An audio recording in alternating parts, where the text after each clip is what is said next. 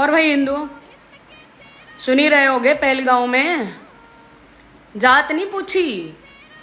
आप धर्मनिरपेक्ष हो या नहीं हो ये भी नहीं पूछा, आप कट्टर हिंदू हो कि नहीं हो ये भी नहीं पूछा,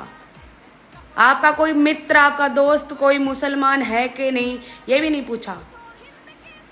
आप मांस मदिरा का सेवन करते हो ये भी नहीं पूछा, आप पाठ पूजा करते हो नहीं पूछा, आप हिंदू कट्टर हिंदुओं के समर्थन में आते हो नहीं आते हो ये भी नहीं पूछा, आप बीजेपी का समर्थन करते हो कांग्रेस का समर्थन करते हो किस पार्टी से हो ये भी नहीं पूछा, सिर्फ ये पूछा कि कौन धर्म से हो,